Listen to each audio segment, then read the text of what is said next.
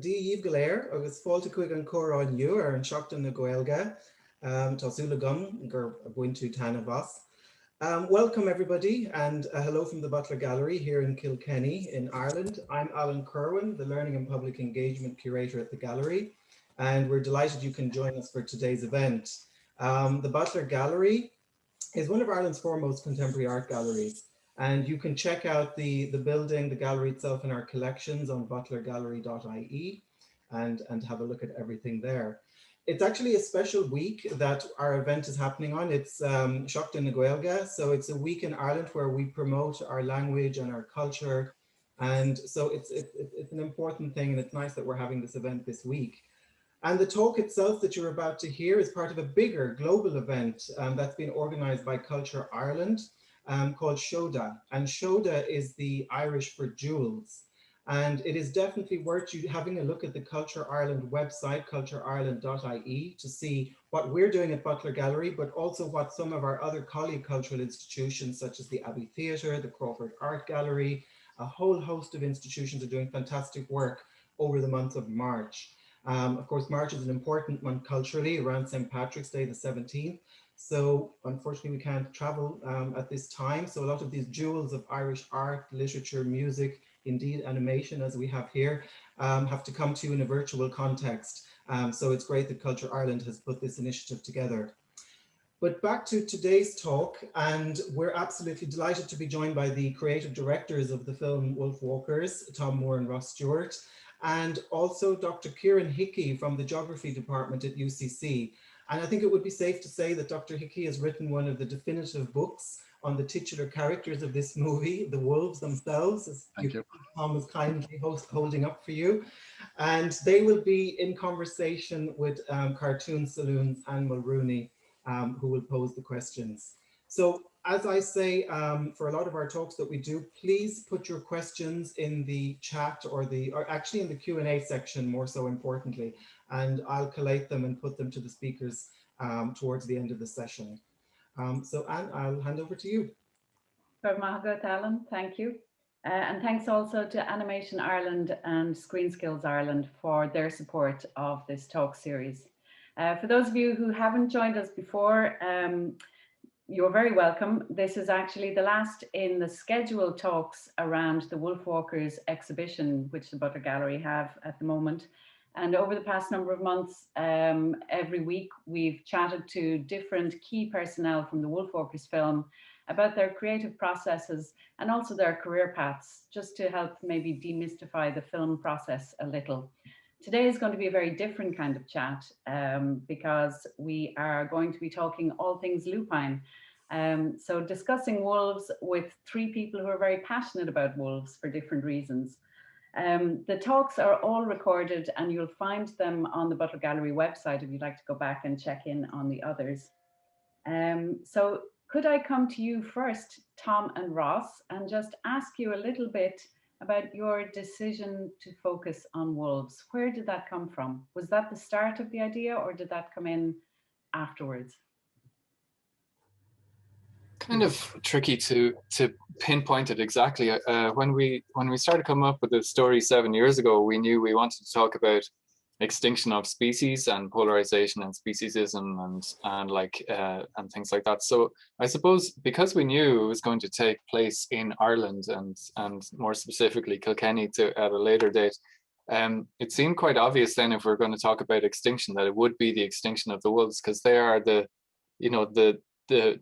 most recent, I suppose, mega fauna extinction in Ireland. I mean, we had bears, but they're long before a very little record or human history record of that. But wolves only became extinct in the last couple of 100 years. So I think we also wanted to speak to the fact that wolves, as painted in a certain light, are monsters and demons, and we'll probably come to that later, how society portrayed them as these demonic creatures that need to be wiped out.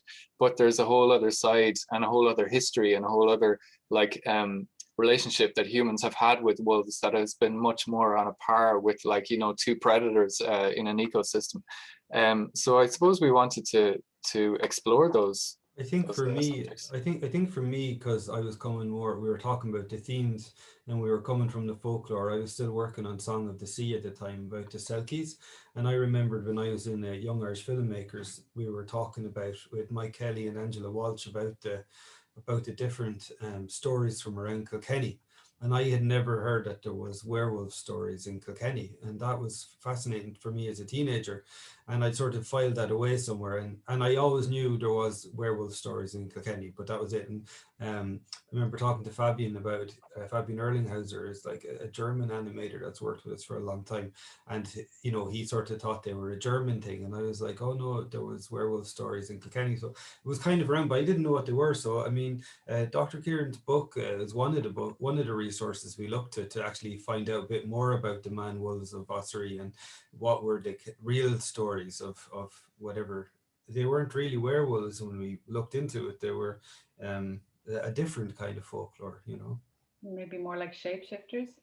Yeah, they seem more connected to it. And like, cause Ross and I wanted to speak to speciesism, we were just speaking before this with Dr. Hickey and sort of saying like, you know, speciesism affects humans. Like if you make a species, you know, embody certain characteristics that are undesirable, and then you call the humans that you want to isolate that. So whether you're calling people pigs or you're calling them wolves or snakes or whatever you've kind of demonized, that kind of speciesism doesn't just hurt the animals, it hurts the people that are, you know, then dehumanized and in that way. So that whole way of looking at the Irish at the time, you know, and the way that the English sort of were happy to associate us with wolves and wildness and being out of control and stuff like that was a theme that we wanted to work on. So it kind of was a natural choice. And we'd already done seals, so we might as well do wolves. I guess it's kind of unfair in a way to ask where the idea comes from, because it's not ever just one idea. It's actually lots of different pieces coalescing at a particular point. And in Wolfwalkers, it coalesced not just around folklore, but also around history and a particular colonial history. Yeah, and a particular bad guy of of Irish history. I mean, Cromwell is like the bad guy of Irish history. Really, he's universally hated on this island. But I think we wanted to focus in on Cromwell as being like our antagonist, really, because he was responsible for so much environmental destruction around that time. I mean, like, since the Elizabethan times, there had been this like assault on the Irish landscape and on Irish woodland and forest cover, and maybe we can explore that a little bit later too. But I think with the Cromwellian conquest, there came this concerted effort to tame the land, to exterminate wolves, to get rid of forest cover where wolves and woodkerns and rebels were hiding, and like to do it in an orderly fashion, you know, almost. And with this concerted effort to do that, like so much environmental destruction was done. So I think that was the Cromwell that we wanted to focus on, that we didn't want to get too stuck in the mire with all of the nuances of Cromwell and all the historical things that came along with it. We just wanted to focus on that one part of the Cromwellian conquest. I just thought I'd share these pictures from the comic, the Wolfwalkers comic, along with the lovely book Wolves in Ireland. You're also able to find in your local bookshop, Wolfwalkers, the graphic novel. But it's not in the movie, but we spoke to those folktales in the comic about St. Patrick, and maybe it was St. Nathalie when I reread the book. But the idea was that St. Patrick had put this curse on the people of Kilkenny who bayed like wolves when he was trying to preach his sermon, and that they were kind of cursed to take the form of wolves when they slept at night, you know. And then the Ross was just talking about the forests being chopped down and for the ships and for rebuilding London and everything like that. So the fact that our forests were a resource for the English colonies, and Ireland was in some ways a bit of a test run for America, was something that was interesting to us about that time period. So just Kieran, saw. Sorry, Tom. Kieran, I thought I might just draw you in here at this point, because I think that everything that Tom and Ross have just been discussing there is very much part of the book that you've written, which is an amazing work drawing together many sources. Thank you. To tell us a little bit about how you approached it and how you researched it. Yes, it was one of those passions that I developed. As I mean, I normally do climate and weather disaster material, and that's my main academic focus. But I've always had a passionate interest in natural history. Growing up in a small town, you know, not as big as Kilkenny, but with a river and a castle and the mountains behind it, always was attractive. And I learned in my undergrad days during a course on the quaternary history of Ireland that wolves are around, and I was astonished because I'd never heard that before. And I also realized when I kind of looked into it over time that apart from a few small little bits of work, nothing had been systematically done because it didn't fit into the typical academic thing of getting a PhD student to do it over 4 years, because there wasn't big blocks of sources. I knew this was going to be a trial of endurance to get as much material together. And so over the time, and this is before internet search engines really came out and a lot of materials online, I physically searched probably thousands of volumes of history on Ireland and various sources, and followed up various avenues of research. And that took me approximately the time when I sat down and thought I had enough for a book, about 20 years. So this was definitely a passion, a real passion. But the strands, well, it was amazing how the strands unfolded. I mean, there was things I never even dreamed of wolves would come into place names. Oghamstone references, which really shocked me altogether. English language place names, which I didn't anticipate would be in Ireland, but they are. There's a few of them in mostly in Ulster, but in other places as well. So the strands of evidence are still developing, and I'm still following up. Although the book is out about 10 years, I'm still following up leads, and I'm still getting little bits of extra information every now and again. And it's always a joy when I find a new wolf reference in Ireland, because I know there's probably a lot more out there. And certainly there's a lot more to be done. So it's become a passion. As I said, the end of the book is in my blood, which one commentator said was kind of worrying, given that we're talking about werewolves and wolves as well. Ross had just referred there before we came online about the sources that you draw from in your research, how macabre they are. Yes, I mean, the thing about a lot of the historical stuff for Ireland for the medieval period, I mean, a lot of it is really focused on the bad times. And even the monastic Irish annals, which make reference to wolves, generally speaking, when you see environmental, flood events and that, they're always disasters, because these are the ones that tend to stick in our mind. I also think it's true that most Irish people, even though there was quite a big wolf population based on my estimates, would never have seen a wolf. And this is true even today in areas where there are wolves. Wolves are very shy of humans, generally speaking, but they might have heard them because, of course, their voices and their howls are world-renowned, and they also carry long distances and clear nights as well. So I think they would have been aware of wolves. They certainly would have been scared of the forest as well, because the forests, we remember Little Red Riding Hood, the story of the wolf in the forest. I mean, these stories go back, they go back long before medieval times. They're part of the kind of cultural mythology of dealing with wolves. And of course, wolves are much more common the further back in time you go.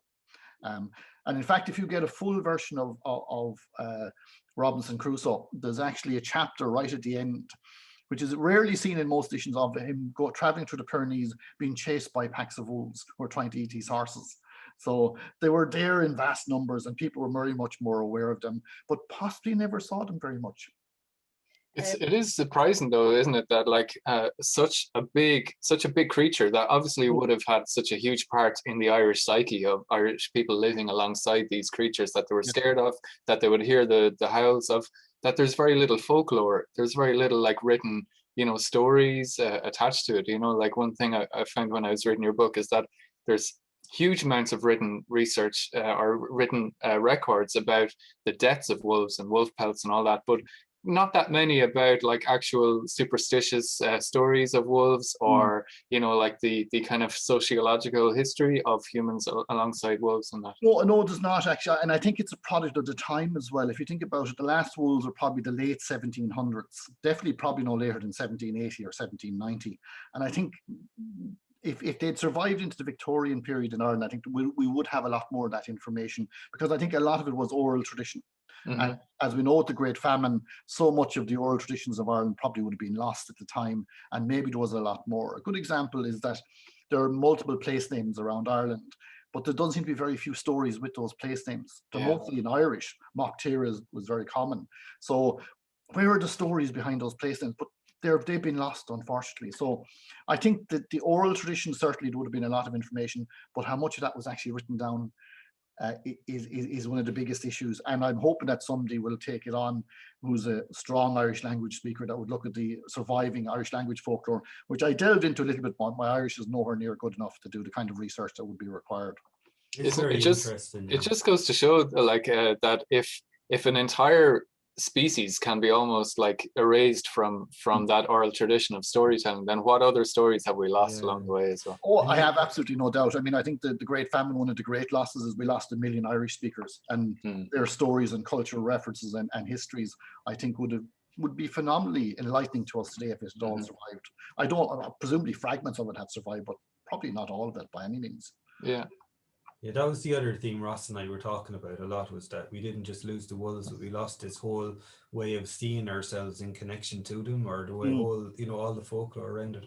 I always think when you see a big wild animal like that, there is something. I remember years and years ago when I was a teenager, I was in Canada and it was snowy and we were staying in this log cabin and we could look out and they were like out fairly far in the forest, but we saw wolves passing through the trees, and there's something kind of heart-stopping about seeing a creature, a decent sized creature living completely wild out there. It kind of reminds you how far we are from that. You're kind of inside a little sort of centrally heated, modern enough house, and it kind of does connect you in some weird way to your nature or to your far distant sort of way of surviving. I've actually tried to see wolves in the wild on several occasions and failed miserably. That shows you how hard they are to see. So we're very fortunate in that sense. But I mean, if you look at the Irish landscape today, I mean, although we have forests, they're really the coniferization of Ireland, which I'm not a great fan of, but we have a manicured landscape. Even our national parks are fairly manicured.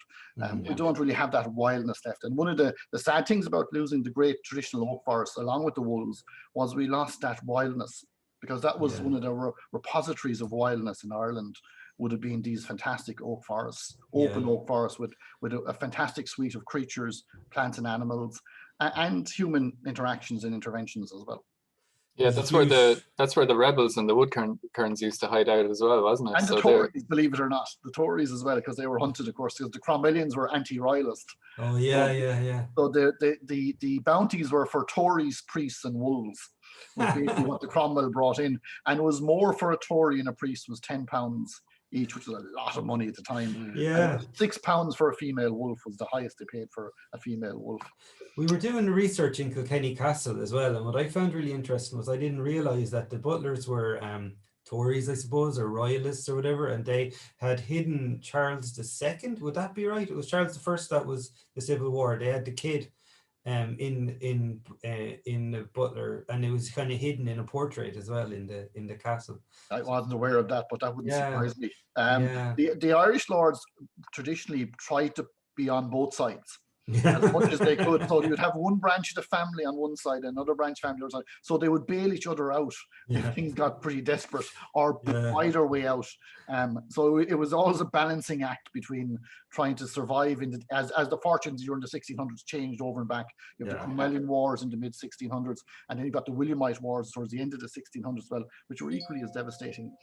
I know it kind of was a matter of survival though, because depending on who was in power, you could be next in line for the chop or not. Absolutely. Like we go through elections every couple of years now, but back then it was literally was. But like we got the tour of the medieval Mile Museum in Kilkenny early on as well with the crew, and I mean, we're far from experts, even though we grew up here, and we're listening to the history of it, and Jesus, the history of Kilkenny would give Game of Thrones a run for its money, like some of the shenanigans, Yeah, I'm the Earl of Ormond as well, of course, and the Barony of Ossory, which is now the Diocese of Ossory, was a very important power broker, because they were, in a sense, on the fringes of the Pale, which was the old, highly controlled Cromwellian area, but also the fringe areas like the Earl of Ormond were on the transition to the old Gaelic Ireland that still survived in blocks around the country at the time. So they were important buffers.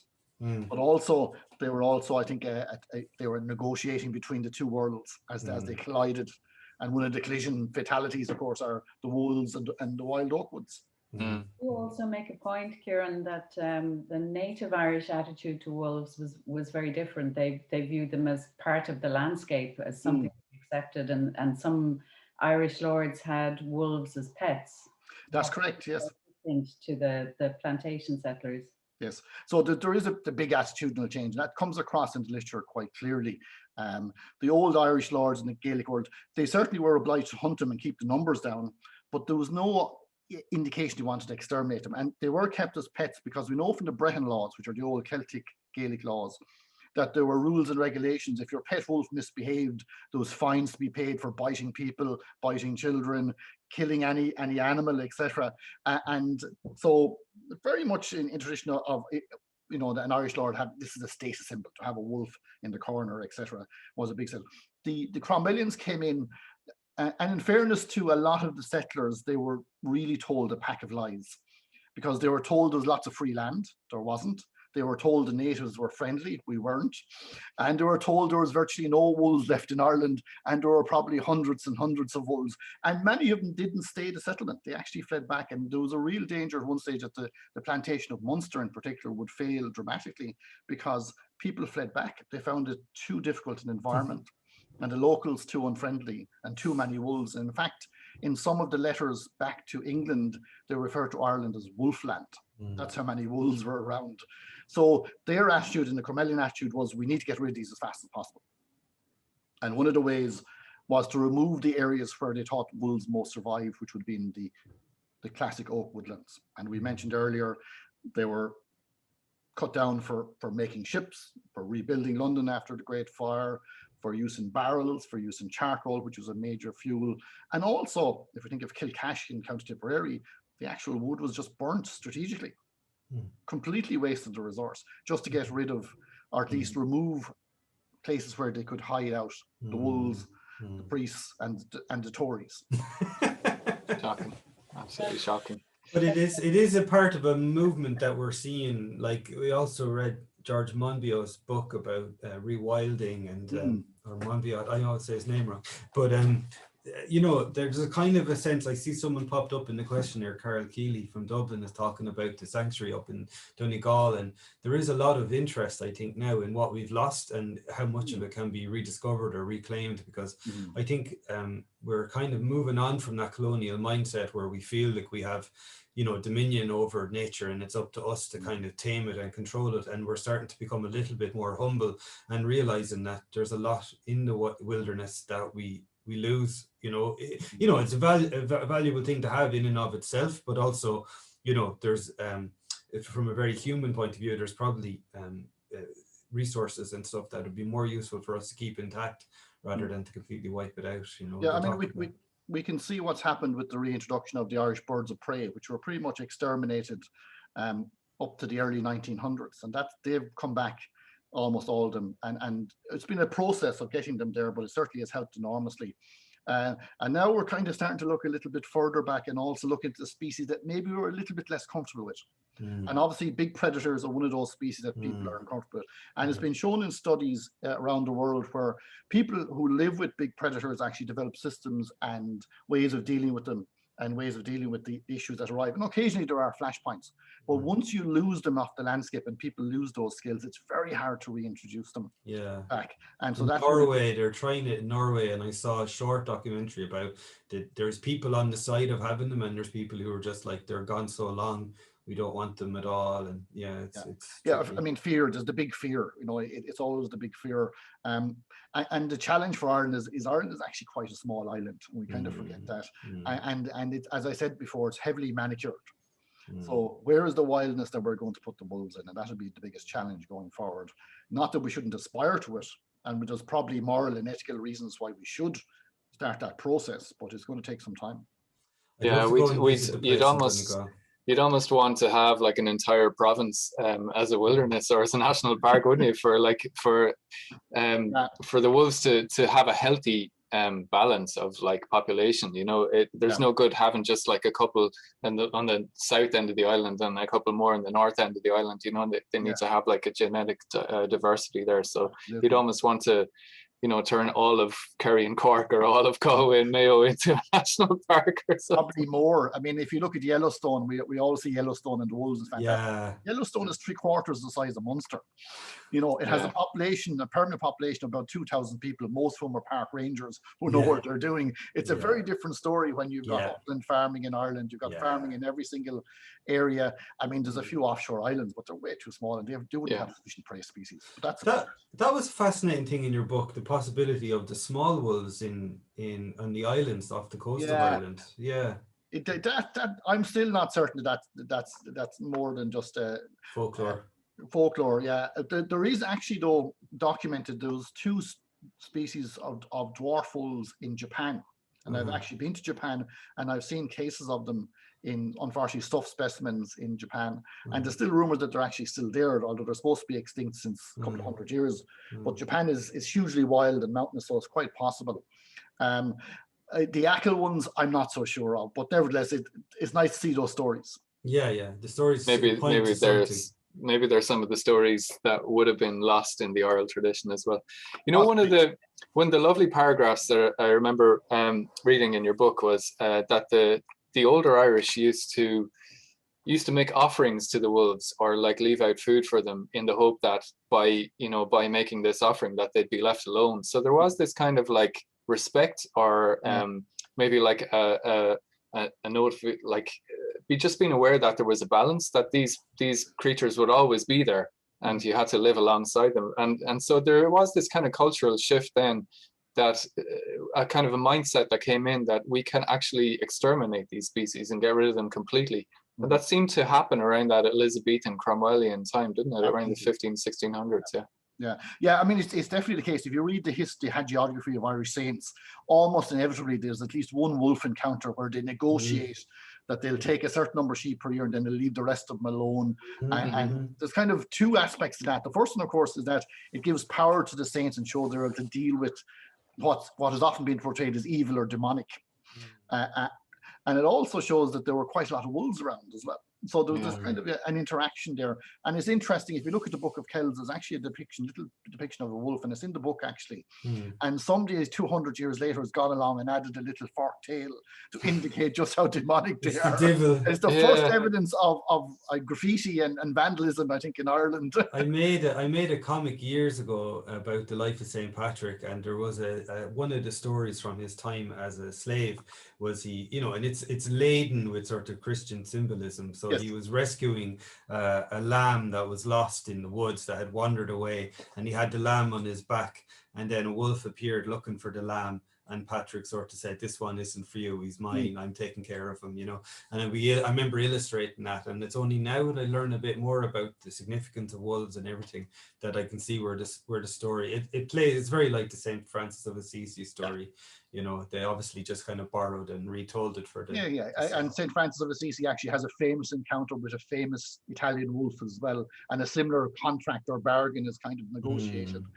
Shake hands at the end, or shake paws at the end, absolutely, yeah. So I mean, I think it's all there. It's also interesting in that the old Celtic mythology, wolves were seen as from the deep, because they denned in the ground, and in the old world the way to the other world was through the ground. So the fact that wolves denned in caves and under the roots of trees was seen as they were kind of transitional between the upper world that we know and the deeper world. So and without any snakes in Ireland, they often took on this kind of roles as well. Yeah, but what do you think though of the possibility that, like, with the Puritans and with that rise of a kind of a religion that was seeing everything that was base and animalistic and instinctive and wild as being inherently evil and inherently like the work of the devil, and that humans should strive to be above nature, that you're seeing this huge cultural shift then of like in older societies, or older like societies that lived much more in tune with nature because they didn't have any other option. But suddenly you get this Puritan kind of mindset coming in saying, no, we should be above nature, and everything that belongs to this savage, wild, instinctive world is inherently bad and should be wiped out. That maybe that's when certain stories about wolves being inherently evil started coming to the fore. Do you think that's a possibility? Oh, I think so too. I mean, if you look at the Cromwellian settlement and the nature of that group of people, it was very much, everything was about control. You have to control everything, your behavior, your dress, your appearance, the way you worship, the landscape. I mean, basically they tried to shire Ireland, as in converted into, you know, classic English walled estates and that. And so that element is there, controlling the wildest as a way of imposing their worldview as such. But they wouldn't see that. They were just seeing Irish and wolves and all that as being uncontrollable, wild, and therefore evil and dangerous and threatening. I think there's a deeper kind of dark side to that way of looking at the world, where suddenly everything heavenly was out of reach above us, and anything of the earth was seen as bad and demonic. Whereas older religions would have seen, you know, the Dinishi under the ground, and you know that the wolves and everything that came, like, so that where hell suddenly, what became hell had previously been like a fairy world, or a much more benign sort of place. And our relationship to the earth in that case changes, and you sort of see yourself as stuck here in purgatory, if only you could get to the heaven rather than sort of appreciating where you're from. You know? And in a way, you have to kind of kill your way to heaven, which is like bizarre and very dark. And I think also, like, a kind of a really sad twisting of even the Christian faith itself, you know. But the fact that we had this syncretic, prior to that, we had these kind of pagan gods and goddesses who became saints and all, kind of gave us this connection. Even if we became Christian after Patrick, we had a lot of connections to the old pagan way of seeing the world. Whereas I think the Puritan worldview was quite different, you know. Yeah, like even the concept of shape-shifting, like it's an ancient kind of like shamanic kind of practice, and like if you read the Tomm and stories like that, like heroes like Cuchulainn would have had this shape-shifting ability, and like old priestesses, and it was something almost like heroic or shamanic or something to aspire to, you know, that it wasn't necessarily seen as bad. Whereas shape-shifting in the Puritan era was witchcraft, and you would be burnt for it. It was just inherently evil. You know? And of course, Kilkenny has a strong connection with witchcraft, of course, with Hitler as well. So, which is very convenient, you know, a powerful woman, you know, with too much power and too many dead husbands is suddenly a witch. There's an interesting association, I think, with the whole werewolf stuff and witchcraft as well, and it goes back to possibly ergot poisoning. I don't know if you've come across ergot poisoning. So in medieval times, when during the Little Ice Age, when weather conditions were much worse, a lot of the grain was harvested green, and ergot was a fungus that would go on green grain. And it converts into bread. It was actually highly hallucinogenic. Yeah, because that's how they make LSD. They grow it on rye. I wouldn't know much about it, but apparently. Yeah, so I mean, a lot of the outbreaks of lycanthropy in places like medieval France, and even behavior that was associated with witchcraft could have actually been definitely. It's so fascinating. And some of the amazing things that happened in Munster in Germany, there's very little else that could explain the mass hallucinations and people, you know, throwing off their robes and engaging in all these crazy activities, orgies and stuff. Probably the bread was laced with LSD at the time. Oh no, absolutely. I mean, and ergot, as we said, is highly hallucinogenic. So it's probably also when you look into that, there's probably a lot of, you know, they talk about the fly agaric mushroom, you know, and the flying reindeers and everything like that. There's often connections between these shape-shifting folklore or magic tales and people's first encounters with hallucinogens in the foraging, like, you know. Yeah, I mean, it's interesting that the shamanistic culture still exists in, you know, North American Indians and in other parts of the world, and there they have, like the old Celtic way, they have a balance between obviously the need for food and the need to hunt and keep predators down, but also never to exterminate. Oh yeah, I think the honorable harvest idea in so many of the Native American culture is so interesting, and it's actually really relevant. There's a few books now, like Braiding Sweetgrass and stuff, coming out that talks about how, as we are entering into this climate crisis and stuff, some of that wisdom of not taking more than you need and managing, you know, all of that sort of stuff needs to come back into play, I think, in that way of seeing the world. And I'm actually really fascinated by the connection between, you know, Native American indigenous beliefs and Irish, old Irish belief systems and the connections. Well, we would have been a tribal society, probably a bit more stationary than maybe in many of the North. Then the scope for movement was much less in Ireland anyway, so that might certainly have been the case. But I mean, one of the things that comes across as well, I think, is making space for nature. And this is a huge challenge we face as well. In a sense, as the global populations continue to rise and the amount of land being exploited, and the space for big predators and big animals. I mean, the extinction of megafauna, which is a hugely important issue, has been going on effectively since humans started with looking after herds of animals and eventually with agriculture as well. And we can actually plot the arrival of humans into many parts of the world and the extinction of megafauna that follows soon afterwards. And we have to kind of redress that and come back around and say we need to make space. Yeah.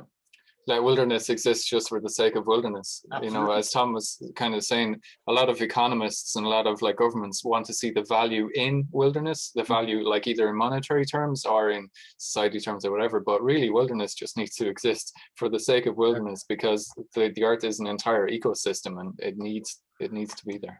And anytime there has been studies done on what's known as natural capital, invariably the values generated are enormous. And I mean, for example, there was at one stage there was an issue in the United States of America where they were going to exterminate vast numbers of bats until they realized that they were actually a better insect and pest control than any human possibility. Yeah. You know, and our reliance on bees as well is phenomenal. People don't realize. Oh, the bees is a big issue. Paul Kingsnorth writes about this a lot too. People are interested in it. He calls himself a recovering environmentalist, but he said that one of the saddest mistakes of the environmental movement was trying to play the game of consumerist capitalism and say, oh, we should keep the woods because, you know, this fungus can heal this disease. And so it's the reductive way rather than just thinking we should keep the woods just for their value in and of themselves. And yes, all these other benefits are there, but if you keep on trying to translate it into those terms, you always inevitably find yourself in the same problem. So it's just started to rethink the biosphere as we're part of it. Yeah. And it's not like a nice little garden that we should keep because it's nice to have, but we're intrinsically linked and we'll die if it dies. So, you know. I mean, I think even the current pandemic has made people, because people have been trapped at home and the only thing they can do is go out and walk or run or go out, it's actually made people really start to reappreciate the outside landscape and what we have in this country, which is very good. Lucky here. We're so lucky here. Absolutely, absolutely. Yeah, really blessed. The question is, can we put wolves back into it? Well, that's the big question. Yeah. Well, that's something I'm wondering, Kieran, in your research, what's your perspective on that? My perspective is that I'm in favour. I think ethically and morally we should do, because they're only gone off the Irish landscape in the last couple of 100 years. I think it's a long-term project. It's a long-term project. It's not something that's going to happen overnight. Although somebody did suggest to me when I gave a talk on wolves that, let's bring in 2 packs, let's release them and see what happens. Which is that's what happened with grey squirrels, though, and look what happened there. Yeah, absolutely, grey squirrels. Yeah, absolutely. In Scotland, there's a lord. I can't remember which lord it is now. And also there's an Eastern European millionaire, and they've both decided to turn their estates into like rewilding projects, and they both have reintroduced wolves into their estates. Now we're talking about a huge estate, and they've basically let nature they have it like an experiment of nature to see what happens. But really, if that wolf population grows beyond the size of that park, then they're going to have problems. Yeah, I mean, I think the Scottish one actually, both of them never actually got off the ground because of local planning issues and local people in up in arms. But there was a kind of attempt to do a kind of a quaternary Jurassic Park and sticking that in. But again, we're talking about big fences and electric fences and ranges. Yeah. So really glorified or safari park or something. Yeah, safari park. I mean, one of the estates involved, I remember reading about this, was he had, it was actually an American guy who inherited it. It was 300,000 acres. I mean, we're talking about, you know, a huge area of land. Yeah. If done well and done properly, absolutely possible for them. And again, Scotland has even worse deer problem than Ireland.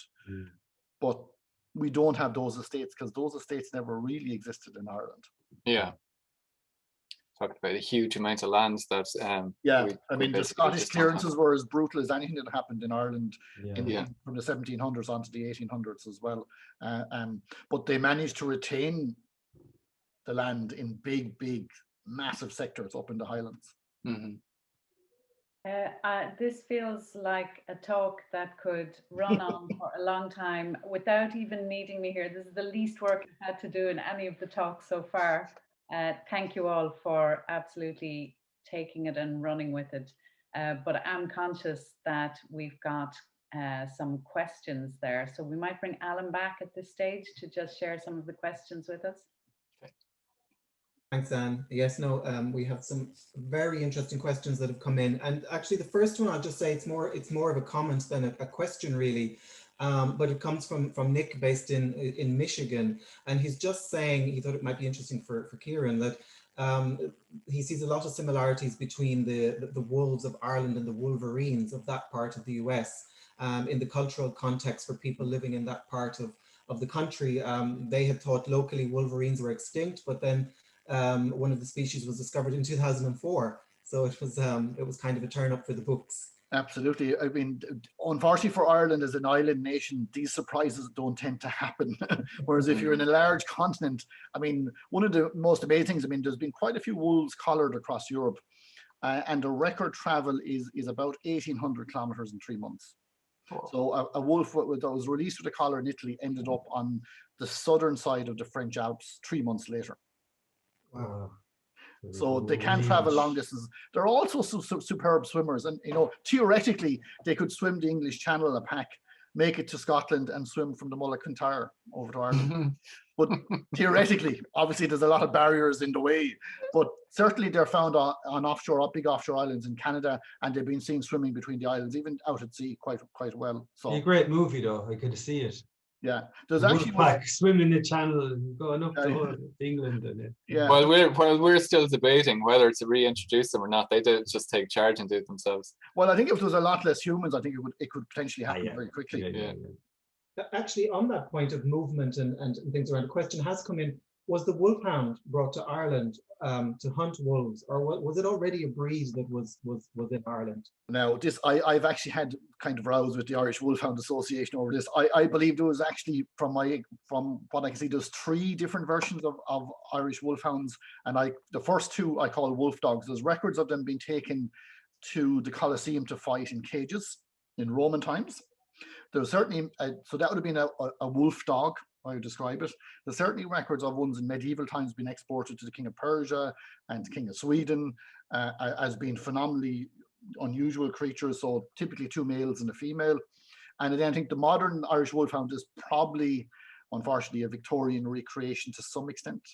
Because I mean, if you look at a wolf from a physical perspective, I think you'd certainly use an current Irish Wolfhound to hunt them down into location, but not to fight them. You want a bigger, bulkier dog. Maybe not as tall, but certainly a much more like a Mastiff type or one of those type dogs to fight them and to actually kill them, unfortunately. So I think the Wolfhound's probably a Victorian recreation, but definitely based on the long history of Irish wolf dogs. So, in Russia you have wolves and you have wolf dogs. In Ireland you had wolves and you had wolf dogs. So I think they kind of go together. So I think the Irish wolf dog / wolfhound was probably around as long as humans have been around, or certainly close to it. Oh, that's amazing. And actually connected to that is a question: do we know, for instance, if there was anything unique about the population of wolves in Ireland, in particular? What the participant wants to know is in terms of the genetics through the physical characteristics. Yeah. This is a huge challenge. I mean, they had red hair and freckles. They got sunburnt easily.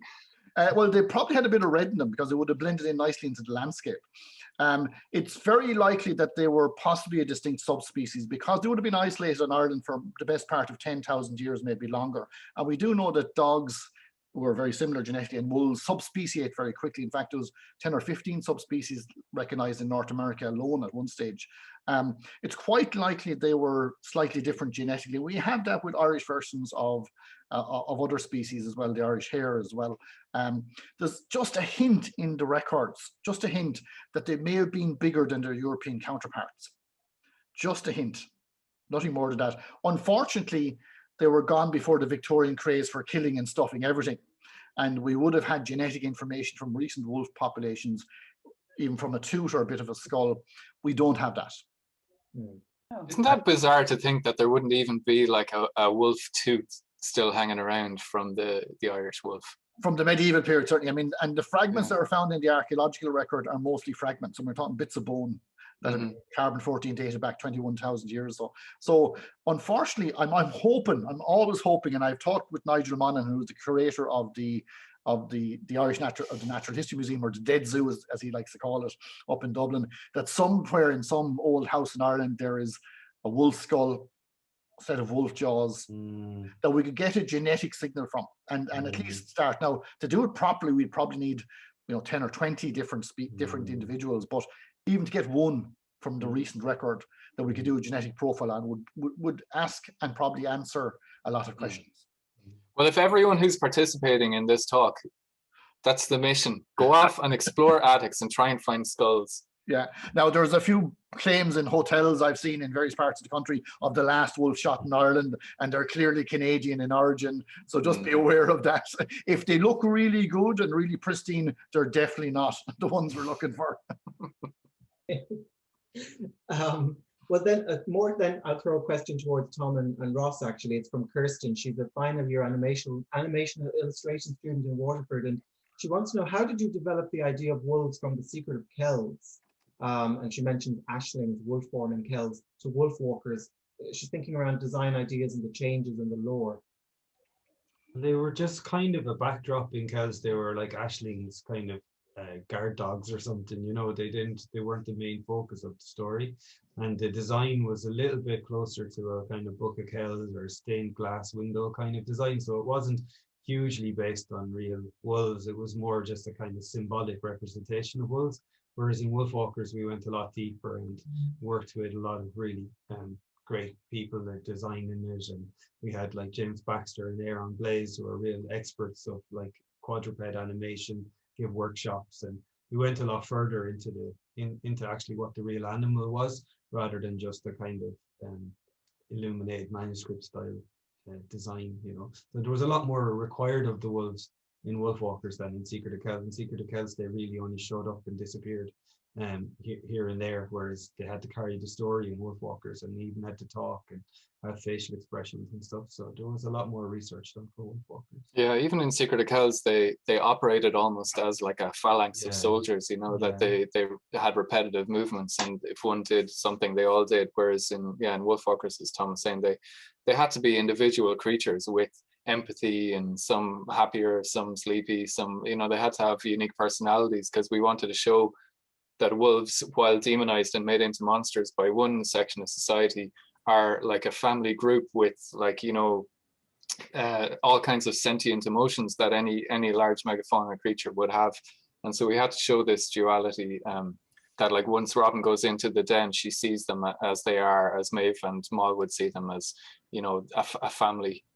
As an animation student, you might be interested. I must dig them up. There's tests somewhere. I had the notion way back then that the wolves could be done with scratchy lines, or all pencily and scratchy compared to everyone else. And we did one or two tests, but it was a lot of work to ask at the departments that were spread all over the place. So we didn't go for it in the end. But that was something that we managed to do in Wolfwalkers that we hadn't been able to do in Secret of Kells.